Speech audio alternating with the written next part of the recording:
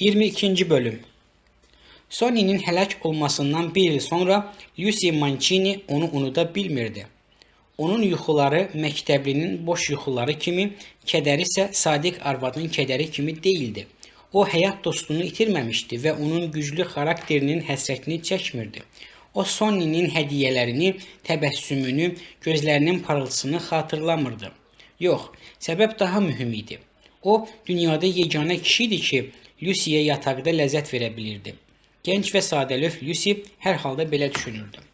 İndi bir ildən sonra o, Nevada'nın səxavətli günəşinin altında bədənini qaraldırdı. Onun ayaqlarının yanında qumluqda sarı saçlı, arıq və gənc oğlan uzanmışdı. Bu bazar günündə onlar mehmanxana hovuzunun yanında uzanmışdılar və ətrafda çoxlu adamın olmasına baxmayaraq onun əli Lucy'nin budunu oxşayırdı. Bəsdir, Jul, Lucy dedi. Mən düşünürəm ki, heç olmasa həkimlər axmaq deyil. Jul gülümsədi. Mən Las Vegaslı həkiməm. O, Lucy'nin budunu çimdiklədi və belə əhəmiyyətsiz bir şeyin onu ehtirasa gətirdiyinə təəccübləndi. Bunu gizlətməyə çalışsa da, Lucy'nin sifəti ehtirasdan qızarmışdı.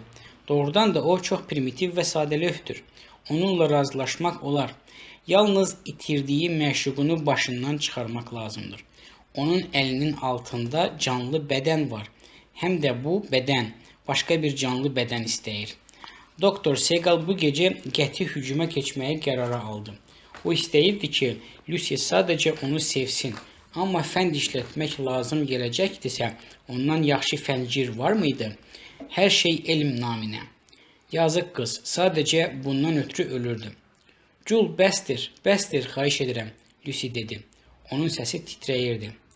Jul əlini çəkdi. Okey, şəkərim mənim, o dedi. Başını onun yumşaq buduna qoyaraq mürgülədi. Onun bədəninin istiliyi, titrəyişi Doktor Segalı əyləndirirdi və Lucy əlini onun saçlarına sürtəndə məşuqların sevişmə anında etdikləri kimi onun biləyindən tutdu. Əslində isə Lucy'nin nəbzini yoxlamaq istəyirdi. Nəbz çox sürətlə vururdu. Bu gecə onu götürəcək və sirrini açacaq. Lucy çimənlərə baxırdı. O təsəvvür edə bilərdimi ki, 2 il ərzində həyatı bu qədər dəyişəcək. O, Connie'nin toyunda etdiyi axmaqlığa görə heç zaman peşman olmamışdı. Bu, onun həyatında ən gözəl anlar idi və yuxularında bunu dəfələrlə görmüşdü. Sonya ona həftədə bir dəfə, bəzən daha tez-tez baş çəkirdi. Görüşdən qabaq onun bədəni qarşıdakı işgəncələri əvvəlcədən hiss edib inildəyirdi. Onların bir-birinə aludə olması çox primitiv idi və bunda içdən gələn, qəlbə aid olan heç nə yox idi. Bu, dünyada ən kobud sevgi idi. 2 bədənin sevgisi. Sonya zəng edib gələcəyini deyəndə o, evdə kifayət qədər içkinin, şam və səhər yeməyi üçün ərzağın qayğısına qalırdı. Sonya adətən səhərə kimi onunla olurdu. Hər ikisi əvvəldən axıra kimi bir-biri ilə olmaq istəyirdi. Onun öz açarı vardı və içəri girəndə Lucy onun möhkəm qolları arasına uçurdu. Öz sevgilərində onlar əsl vəhşi idilər. Elə ilk öpüş zamanı bir-birinin əynindəki paltarları cırır, Sonya onu yuxarı qaldırır, o isə ayaqlarını onun bədəninə dolayırdı. Həmin unudulmaz gün dəhlizdə ayaq üstə dayanaraq etdiklərini burada da edirdilər və yalnız bundan sonra o Lucy'nin əlindən tutub yataq otağına gətirirdi.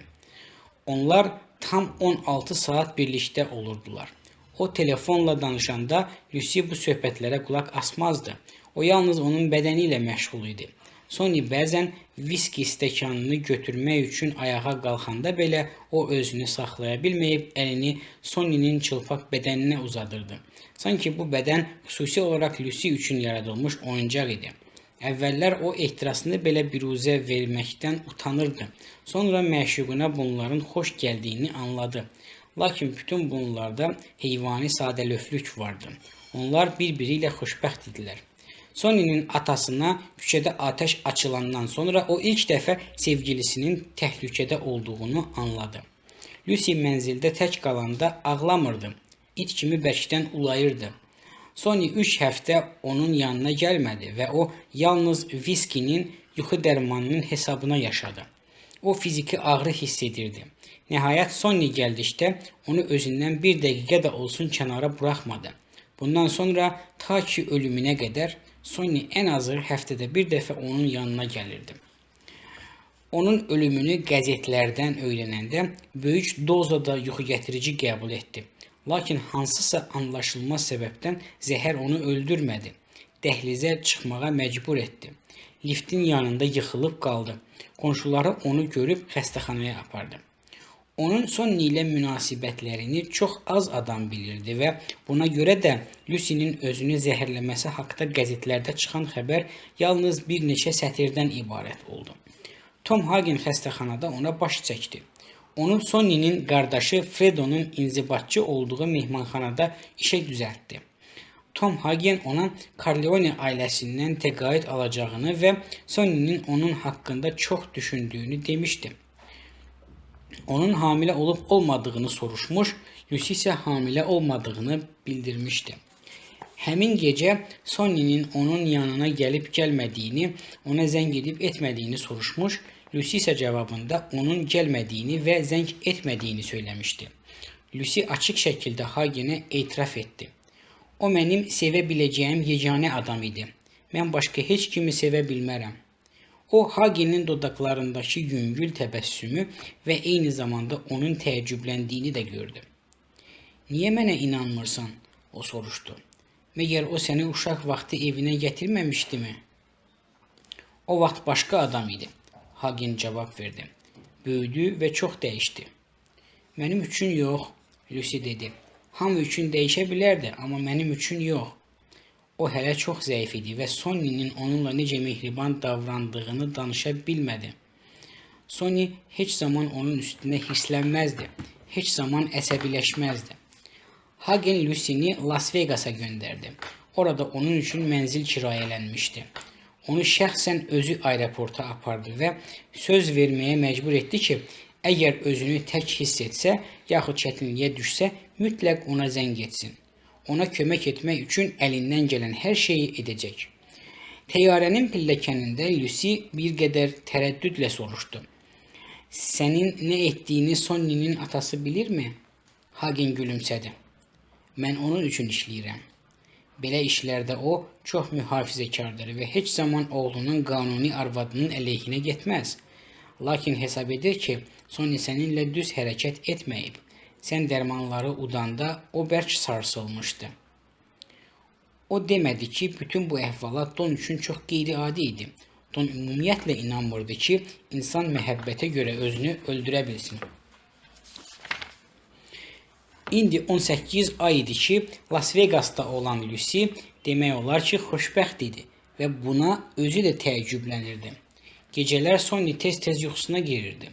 Ondan sonra Lucy heç bir kişini yaxınına buraxmamışdı.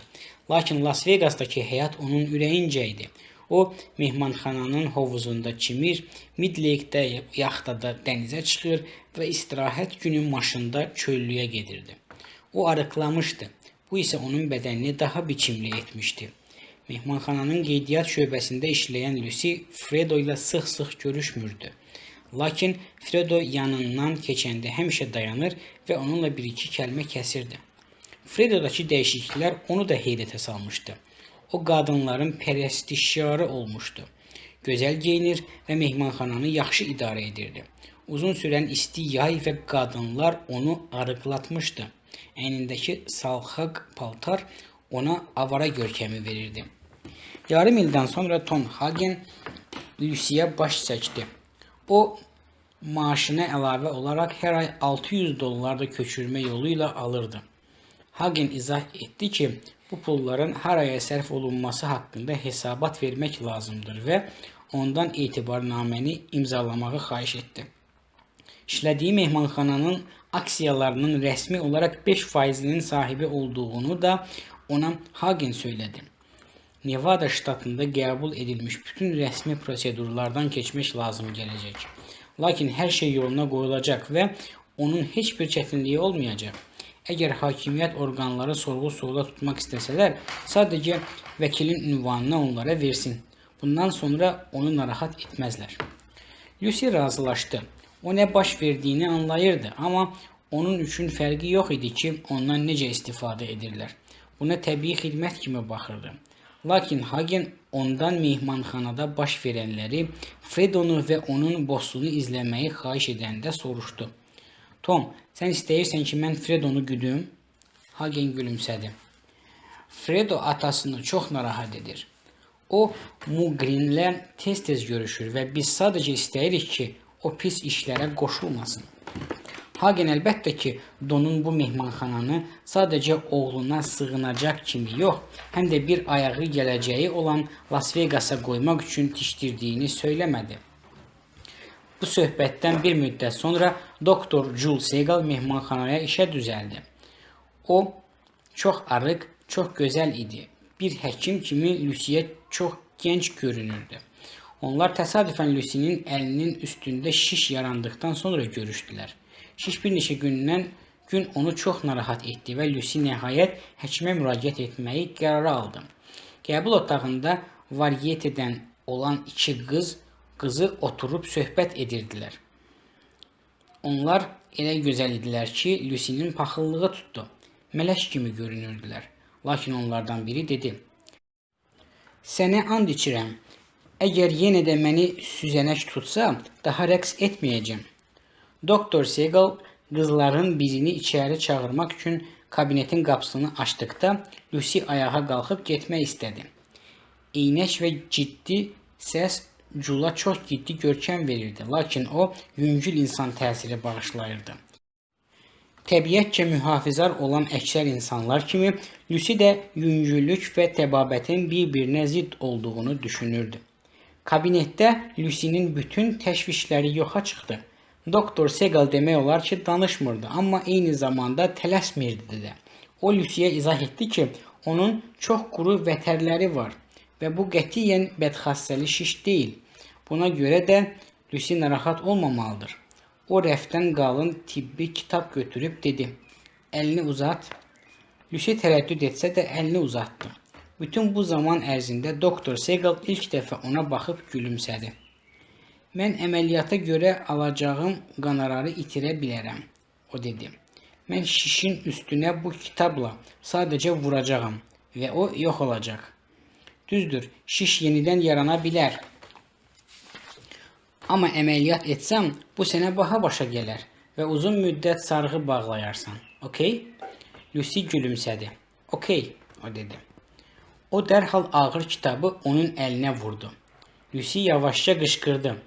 Şiş demək olar ki, tamamilə itmişdi. "Bəlkə ağrıtdı?" o soruşdu. "Yox," Lucy cavab verdi. O, Doktor Segal'ın onun xəstəlik vərəqəsini necə doldurduğuna baxırdı. "Və salam." O Lucy'yə əhəmiyyət vermədən başını tərpətdi. Qız kabinetdən çıxdı.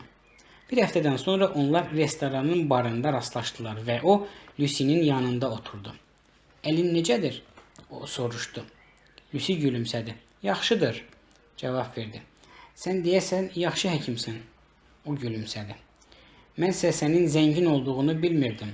Vegas'ın Sun qəzeti mehmanxananın aksiya sahiblərinin siyasını dərc edib. Lucy Mancini'nin sən demə 10 yağlı faizi var. Mən o balaca şişə görə yaxşıca pul qazana bilərdim."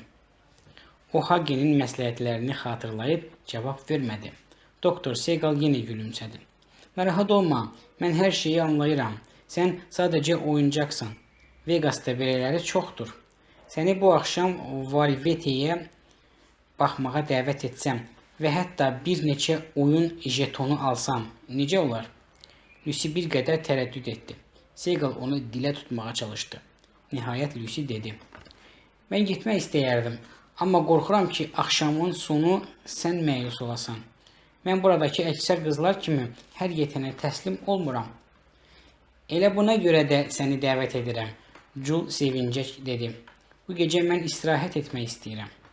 Lucy ona baxıb gülümsədi və bir qədər kədərli səslə dedi: "Mənim o qızlardan olmadığım doğrudanmı açıq-aşkar gözə çarpır?" o soruşdu. Segal başını yellədi. Lucy isə sözünə davam etdi. Yaxşı, birlikdə şam edərik, amma oyun jetonlarını mən özüm alacağam. Onlar şam yeməyini birlikdə yedilər və varietəyə baxmağa getdilər. Çul çılpaq döşləri tibbi terminlərlə təsvir edərək Lucy'ni əyləndirirdi. Bütün bunlar yumor çərçivəsindən kənara çıxmırdı. Gecədən xeyli keçmiş onlar maşında Boulder Dama getdilər. Burada o, Lucy ilə mazaqlaşmağa başladı. Lakin bir neçə öpüşdən sonra Lucy'nin gündüz zarafat etmədiyini anlayıb dayandı. Segal öz məğlubiyyətini yumorla qəbul etdi. Axı mən xəbərdarlıq etmişdim. Lucy onu danladı. Amma mən sənə girişməsəydim, tez əl çəksəydim, səni təhqir etmiş olardım. Çul cavab verdi. O haqlıydı. Lucy güldü. Yaxın bir neçə ayda onlar möhkəm dostlaşdılar. Lakin Lucy onunla sevişməkdən qəti şəkildə imtina edirdi. Lucy gördü ki, onun imtinaları başqa kişilər kimi Segalı təhqir etmir, onu təəccübləndirir. Bu, Lucy'nin ona olan inamını daha da gücləndirirdi. Jul idmançı oğlan idi. O, həftə sonlarında Kaliforniyadakı maşın yarışlarında iştirak edirdi. O, Lucy'yə məzuniyyət vaxtı Meksikanın sıx meşələrinə səyahət etməsindən danışdı. Buranın 1000 illərlə geridə qalmış bir çəkməyə yaxud çantaya görə səni öldürməyə hazır olan yerli əhalisindən söhbət açdı.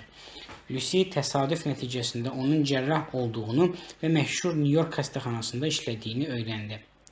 Bəs mehmanxana həkimi olmağa necə razılıq vermişdi? Bu suala cavab vermək əvəzinə Jul dedi. Sən mənə öz sirrini aç, mən də sənə danışım. Lucy qızardı və bu mövzuya bir də toxunmadı. İndi onlar hovuzun yanında uzanmışdılar və Lucy ona qəribə bir meyillilik hiss edirdi. O, Jul'un boynunu nəvazişlə sığallayırdı. Birdən Jul başını qaldırıb ayağa durdu. Sonra Lucy'nin əlindən tutub beton cığıra tərəf apardı. Lucy müqavimət göstərmirdi və onlar Jul'un müvəqqəti mənzil kimi istifadə etdiyi kiçik evlərdən birinə girdilər. Jul 2 kokteyl hazırladı. Qızmar günəş və tünd kokteyl onun başını gicəlləndirirdi. Jul onu özünə sarı çəkdi və onların çimərlik paltarlarını nəzərə almasaq, çılpaq bədənləri bir-birinə yapışdı. Lucy yox deyə pıçıldadı, lakin Jul tələsə-tələsə onun çimərlik paltarlarını çıxararaq eyni zamanda onun dik döşlərini əlləyir və yumru göbəyindən budlarından öpürdü. Bir-birini qucaqlayaraq tamamilə çılpaq şəkildə çarpayıya uzandılar. Lucy'ni utancaqlıq hissi bürüdü. Sonny'dən əvvəlki ilk məşuqunun ona sənin aşağıdakın çox enlidir deyə söz atmasından bu hiss ona tanış idi. Nəhayət, Jul onun üstündən düşdükdən sonra Lucy çarpayının küncünə qısılıb ağladı. Üstəlik, Jul'un birdən qəhqəhə çəkməsi və dediyi sözlər onu sarsıtmışdı. Ehtiraslı və bədbəxt qız, neçə vaxtdır buna görə mənə rədd cavabı verirdin? Axmaq, o dedi. Axmaq qız. Bu sözlər elə məhəbbətlə deyilmişdi ki, Lucy ona sarı çevrildi. Jul onun çılpaq bədənini qucaqlayıb dedi. Sən orta əsrlərin qızısan. Sən əsl orta əsrlərin qızısan. Onun səsi yumuşaq və təsəlli verici idi. Lucy ağlayırdı. İndi qulaq as mənə, o dedi. Əgər sən müasir baxışlı Nəcib ailədə dünyaya gəlsəydin, sənin problemin çoxdan həll olunmuşdu. İndi icazə ver, sənə problemini izah edim. Bu səpkisi olan dəri deyil.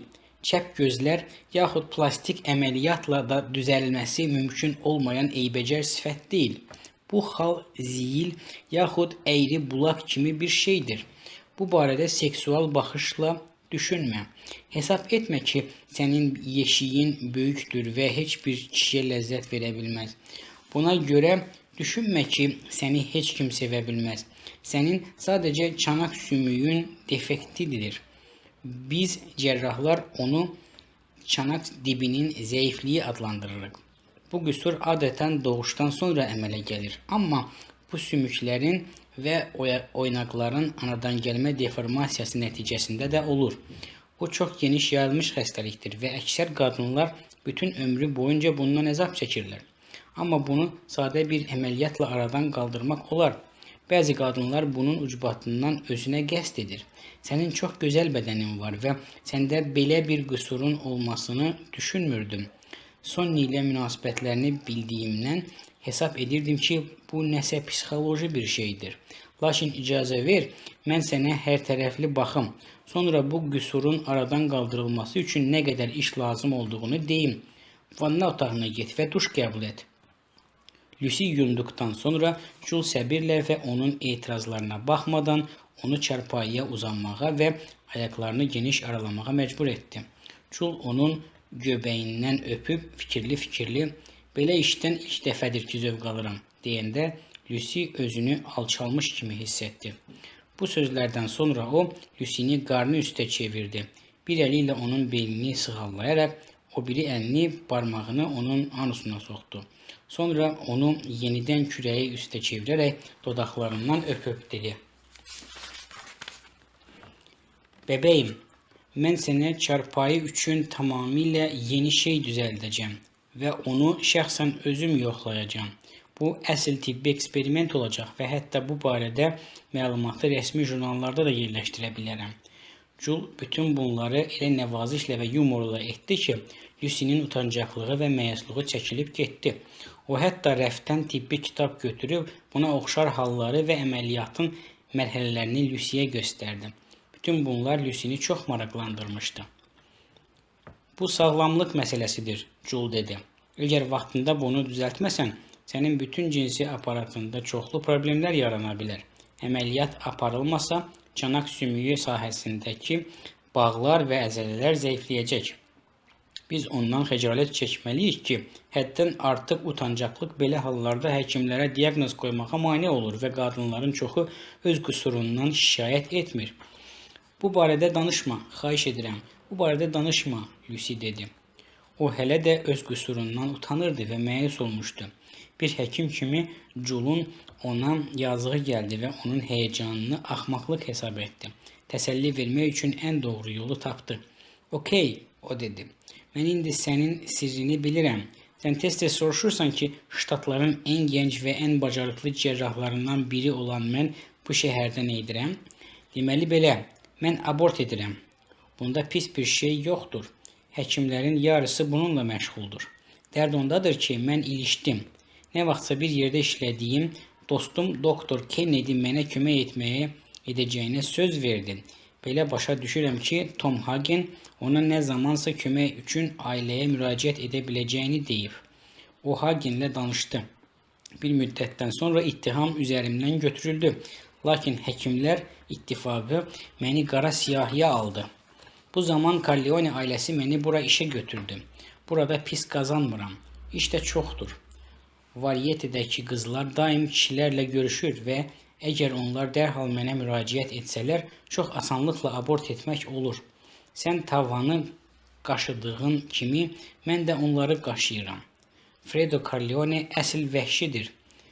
Mənim hesablarıma görə o, burada ən azı 15 qıza şappıldadıb. Mən onunla kişiyana söhbət etmək istəyirəm. Onu 3 dəfə süzənəkdən, bir dəfə də siflisdən müalicə etmişəm. İzin, üfunət onu basıb. Jul dayandı. O qəsdən ehtiyatsızlıq göstərərək öz prinsiplərinin əleyhinə getdi. Qoy Lucy bilsin ki, onun hörmət etdiyi və qorxduğu Fredo Corleone kimi adamların da utanmalı sirləri var. Hesab et ki, sənin bədənində öz elastikliyini itirmiş plastik kütlə var, Jul dedi. Biz onu daha elastikli və daha uyuşqan etməliyik. Mən fikirləşərəm, Lucy dedi. Amma artıq bilirdi ki, əməliyyat olunmağa gedəcək. Sonra o, başqa bir şey haqqında düşündü. Bəs bu neçəyə başa gələr? O soruşdu. Jul alnını qırışdırdı. Belə əməliyyatlar üçün mənim burada şəraitim yoxdur. Həm də mən bu sahədə ixtisaslaşmamışam. Amma mənim Los Angelesdən olan dostum belə əməliyyatları hamıdan yaxşı edir və əla təchiz olunmuş klinikada işləyir. Boyalı sifətləri ilə kişiləri cəlb edə bilməyən bütün kino ulduzlarını o əməliyyat edir. Vaxtilə ona çox köməklər etmişəm. Buna görə də əməliyyat çox da baha olmaz. Bəzən mən onun xahişi ilə abortlar edirəm. Qulaq as, Əgər qeyri-etik olmasaydı, belə əməliyyata düşmüş bir neçə seks bombanın adını sənə deyərdim. Lucy bərk maraqlandı. Danış, danış, o xahiş etdi. Yaxşı, danışaram, Jul söz verdi. Amma sən mənimlə şam etməlisən və biz bu gecəni birlikdə keçirməliyik.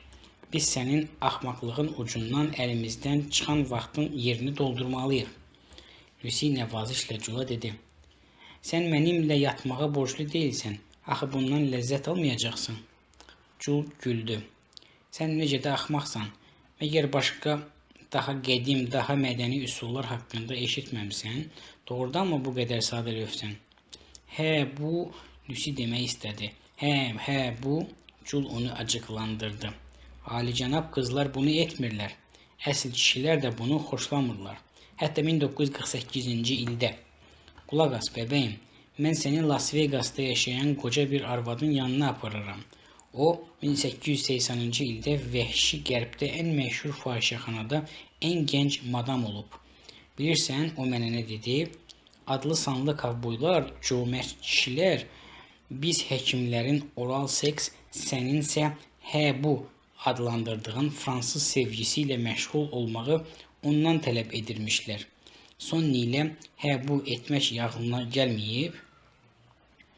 İlk dəfə idi ki, Lucy onu təəccübləndirirdi. O, üzündə Mona Lisa'nın təbəssümünə oxşar təbəssümlə ona tərəf çevrilib dedi. Biz Sonny ilə hər şeyi etmişik. İlk dəfə idi ki, Lucy bunu etiraf edirdi. 2 həftədən sonra Jul Segal Los Angeles'in əməliyyat klinikasında dayanıb, öz işini qeyri-adi dərəcədə incəliklə görən dostu Doktor Frederick Kellner'in əllərinə baxırdı. Lucy əməliyyat stoluna uzananda Jul ona tərəf əyilib pıçıldadı. Mən ona dedim ki, sən xüsusi qızsan. Sənin üçün orada möhkəm divarlar tikməyə hazırlaşır. Narkoz artıq təsir etməyə başlamışdı. Lucy gülə bilmədi. Lakin Jul'un dediyi sözlər əməliyyatdan əvvəlki qorxunun yüngülləşməsinə kömək etdi. Doktor Kellner kartları parlayan mahir qumarbaz əminliyi ilə kəsib tökürdü. Çanağın dibinin möhkəmləndirilməsi 2 məqsəd daşıyırdı. Bağların ixtisar edilməsi əzələlərin və çanaq sümüyünün sahəsində orqanların zəifliyini azaldacaqdı. Və əlbəttə ki, çanaq sümüyünü və cinsi orqanın girişini qaldırmaq lazım idi. Bağların yaxşılaşdırılması perinkorapiya, cinsi orqanın divarlarının tikilməsi isə kolporapiya adlanırdı. Jul Doktor Kellner'in indi daha ehtiyatla işlədiyini gördü. Çox dərin kəsik sfinkteri zədələyə bilərdi.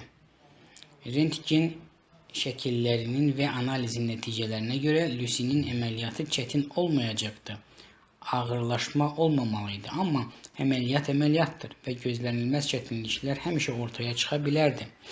Kellner diafragmal bağların üzərində işləyirdi.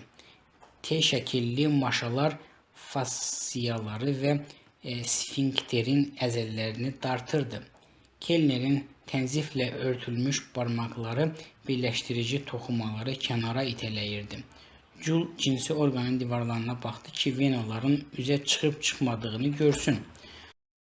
Onların görünməsi sfinkterin zədələnməsi demək idi. Lakin Kellner öz işini yaxşı bilirdi. O asanlıqla yeni cinsi orqan düzəldirdi. Sanki mahir dülgər taxtaya mismar vururdu.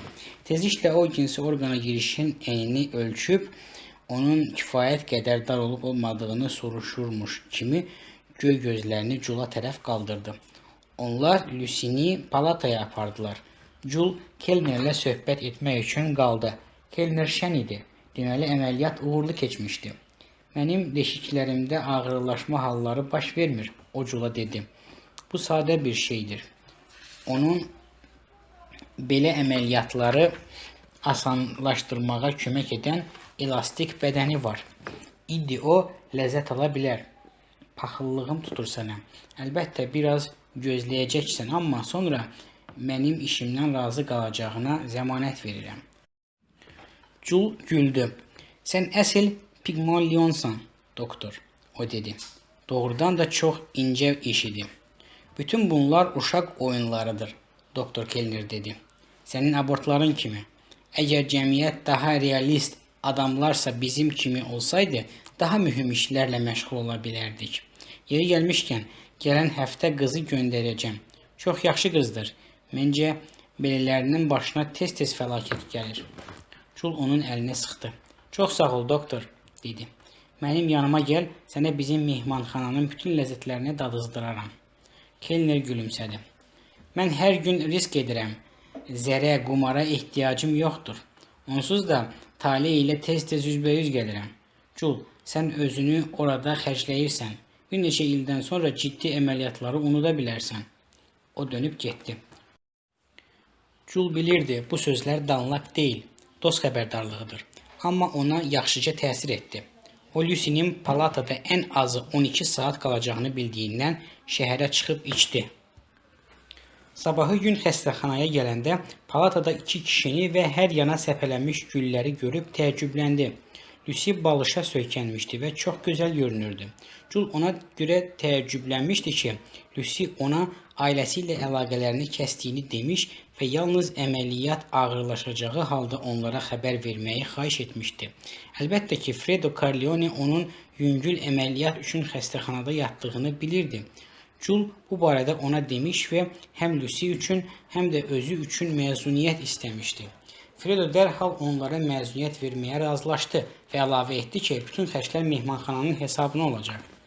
Lucy kişiləri onunla tanış etdi və Jul dərhal onlardan birini tanıdı.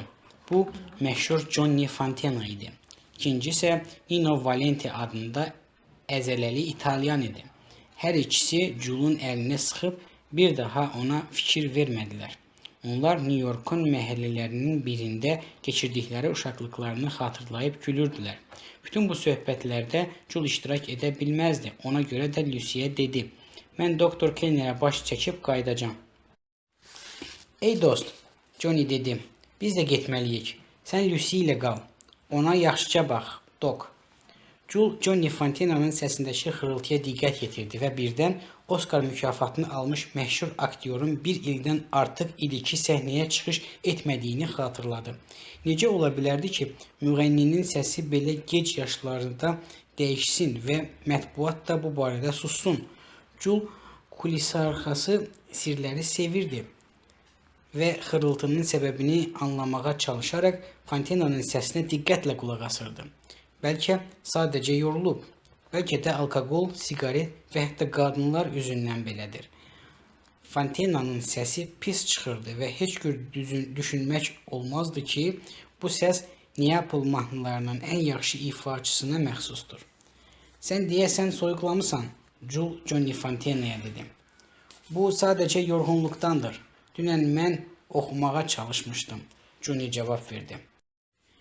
Deyəsən daha işləyə bilməyəcəm. Qocalırıq, dost, və səsimiz də dəyişir. O, sanki sənin nə işin var, deyirmiş kimi Jula baxıb gülümsədi. Özünü həkimə yoxlatdırmısan? Bəlkə bunu düzəltmək olar? Jul soruşdu. İndi Johnny Fantena daha nəzakətli deyildi. O, Jula uzun və soyuq baxışlarla baxdı. 2 il əvvəl ilk işim bu oldu. Mənim şəxsi həkimim Kaliforniyada ən yaxşı həkimdir. Mənə çoxlu istirahət etməyi məsləhət gördülər. Boğazımda hər şey qaydasındadır. Sadəcə qocalıram. Qocalanda isə səs dəyişir. Bunu dedikdən sonra Johnny Fantena Jul'dan üzünü çevirib yenidən Lucy'ni əyləndirməyə başladı. Jul onun səsinə qulaq asmağa davam etdi. Səs tellərində mütləq şiş var. Lənət şeytana. Mütəxəssislər bunu niyə təyin edə bilməyiblər? Bəlkə bu, əməliyyat edilməsi mümkün olmayan bədxassəli şişdir. Amma bunun başqa yolları da var. O, Fantena'nın sözünü kəsib ondan soruşdu. Mütəxəssisin yanında axırıncı dəfə nə vaxt olmusan? Fantena'nın doğrudan da əsəbləşdiyi aydın idi, amma Lucy'nin yanında kobudluq etmək istəmədi. 18 ay əvvəl, o dedi. Həkimin mütəmadi olaraq sənə baxır, Jul soruşdu. Əlbəttə, Johnny Fantena hirslə cavab verdi. O mənə baxır və kodein aerozolu təyin edir. O deyir ki, bu qocalıqdandır, içkidəndir, siqaretdəndir və s. Bəlkə sən ondan çox bilirsən. Bəs onun adı nədir? Jul soruşdu. Tucker. Doktor James Tucker. Johnny Fontana qürurla cavab verdi. Onun haqqında fikir nədir? Ad tanış idi. Bu adın məşhur kinolduzlar və əla kurortlarda əlaqəsi olduğunu xatırladı. O yaxşı geyinir. Jul gülümsəyərək cavab verdi. İndi Fontana hirsləndiyini gizlətmirdi. Sən özünü ondan yaxşı hesab edirsən? O soruşdu. Jul güldü. Bəs sən Carmen Lombardo'dan yaxşı oxuyursan? O suala cavab verdi. Gülə-gülə başını kresloya vuran Nino Valenti'nin reaksiyası onu təəccübləndirdi. Zarafat üçün belə etmək olmazdı. Sonra Jul spirtin ağır qoxusunu hiss etdi. Bu Valenti kim olursa olsun sadəcə sərxoşdur. Ey, sən onun yox, mənim zarafatlarıma gülməlisən, Fontana bağırdı. Lucy ona yaxınlaşıb pıçıldadı. O sənə uşaq kimi görünə bilər, amma doğrudan da əla cərrahdır. Əgər o deyirsə ki, Doktor Tucker'dan yaxşıdır, deməli o Doktor Tucker'dan yaxşıdır. Ona qulaq as, Johnny. Tibb bacısı içəri girib onlara getmək vaxtının çatdığını dedi. Johnny və Nino'nun Lucy'ni öpmək istəyəndə öpüş üçün yanağını çevirməsi Jul'u əyləndirdi. Amma deyəsən onlar elə belə də gözləyirdilər. Jul'a dodaqlarından öpməyə icazə verdi. Sonra pıçıldadı. Günortadan sonra geri qayıt, xahiş edirəm. O başını tərpətdi. Valenti dəhlizdə ondan soruşdu. Onun əməliyyatı nədən idi? Ciddi bir şeydir. Jul başını yellədi. Yox, vurtut qadın kanalizasiyasına kiçik düzəliş idi. Ən adi bir iş, inan mənə. Mən səndən daha çox narahatam, çünki bu qızla evlənmək istəyirəm. Onlar Jula diqqətlə baxdılar. Jul isə soruşdu. Bəs onun xəstəxanada olduğunu haradan bildiniz? Fredo bizə zəng edib ona baş çəkməyimizi xahiş etdi. Fontana cavab verdi. Biz eyni məhəllədə böyümüşük. Lucy onun bacısının rəfiqəsi idi. Jul dedi. O hər şeyi bildiyini onlara açıqlamadı. Onlarsa Sonny haqqında ona heç nə demədilər. Jul dəhlizdə gedə-gedə Fontana'ya söz gəlişi dedi. Mən burada həkim kimi hüquqlarımdan istifadə edə bilirəm. Bəlkə icazə verəsən boğazına baxım. Mən tələsirəm. Johnny onu başından etmək istədi. Bu boğazın 1 milyon dəyəri var, Nino Valenti dedi. O hər yoldan keçən həkimə boğazına baxmağa icazə verməz. Jul Valentinin üzündəki təbəssümü gördü. Valenti açıq-aşkar onu tərəfində idi. Jul sevinə-sevinə dedi. Mən yoldan keçən həkim deyiləm. Abort etmək üstündə ilişənə qədər şərq sahillərinin ən yaxşı cərrahı və diaqnostu mən idim. O düşündüyü kimi bu sözlər ona olan münasibəti dəyişdi. Cinayətini etiraf edərək onları öz həkim keyfiyyətlərinə inanmağa məcbur etdi. Valenti birinci ayıldı. Əgər Johnny sənin xidmətlərindən istifadə etmək istəmirsə, onda mən sənin yanına öz rəfiqəmi göndərərəm. Əlbəttə ki, boğazına görə yox. Bu nə qədər vaxt aparır? Johnny acıqlı-acıqlı soruşdu. 10 dəqiqə, Jul cavab verdi. Bu yalan idi, amma o belə yalanı müqəddəs hesab edirdi. Okey, Fontana dedi. İndi onun səsi daha da xırıltılı çıxırdı. Jul dərhal onun üçün otaq boşaldılmasını xahiş etdi və tibb bacısını çağırdı. Xəstəxanada bütün zəruri alətlər olmasa da ilk müayinə üçün yetərli idi.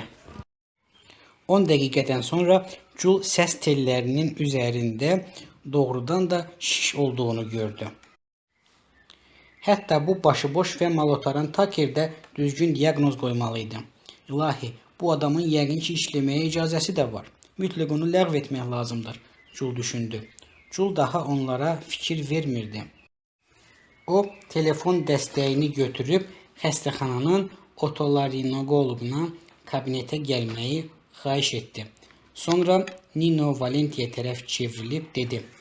Sən çox gözləməli olacaqsan. Evə getsən yaxşı olar. Fontana ona şübhə ilə baxdı. İt oğlu it, sən məni burada saxlamaq istəyirsən? O soruşdu. Jul razı dedi. Nə istəsən edə bilərsən. Sənin boğazında şiş var. Əgər burada bir neçə saat da qalsan, bu şişin bədxassəli olub-olmadığını müəyyənləşdirə bilərik. Biz əməliyyatın zəruri olduğunu, yoxsa müalicə ilə kifayətlənəcəyimizi öyrənə bilərik. Mən sənə bu sahənin ştatlarda ən yaxşı mütəxəssisinin adını deyərəm. Biz onu elə bu gün axşam bura çağıra bilərik. Əlbəttə ki, sənin pullarının hesabına. Amma sən öz bütünü yaxud başqa bir həkimi tapa bilərsən. Əgər bədxassəli şişdirsə, onlar sənin bütün boğazını kəsərlər və sən ölərsən. Burada qal. Bir neçə saatdan sonra hər şey yoluna qoyulacaq. Johnny, gəl qalaq, Valenti dedi. Mən studiyaya zəng edərəm. Deyirəm ki, biraz yubanırıq. Sonra sənin yanına qaydaram. Rentgen şəkilləri və yaxmanın mikroskop altındakı görüntüsü diaqnozun düzgün qoyulduğunu göstərdi. Johnny'nin boğazını yodla siləndə o öyüyüb tənzifin üstünə qusdu və qalxıb getmək istədi. Nino Valenti onun çiynindən tutub kresloya əyləşdirdi. Hər şey qurtardıqdan sonra Jul gülümsəyib dedi. Ziyil. Fontena anlamadı. Jul təkrar etdi. Vur tut bir neçə ziyil. Kalbasanın qabığını soyduğumuz kimi onları da soyub götürəcəyik. Bir neçə aydan sonra hər şey qaydasına düşəcək. Valenti sevincindən qışqırdı. Fontenanın hirsi hələ soyumamışdı. Bu, mənim səsimə necə təsir edəcək? Oxuya biləcəyimmi? Jul çiyinlərini çəkdi. Zəmanət vermək olmaz, amma bunun nə əhəmiyyəti var? Sən onsuz da indi də oxuya bilmirsən. Fontena nifrətlə ona baxdı. Oğlan, sən nə dediyini bilmirsən. Sənə elə gəlir ki, mənə müjdə verirsən. Əslində isə mənim bir daha oxuya bilməməyimin mümkün ola biləcəyini deyirsən. Doğrudanmı mən daha oxuya bilməyəcəyəm? Nəhayət bütün bunlar Julu özündən çıxardı. O əsl həkim kimi hərəkət edirdi və bundan zövq alırdı.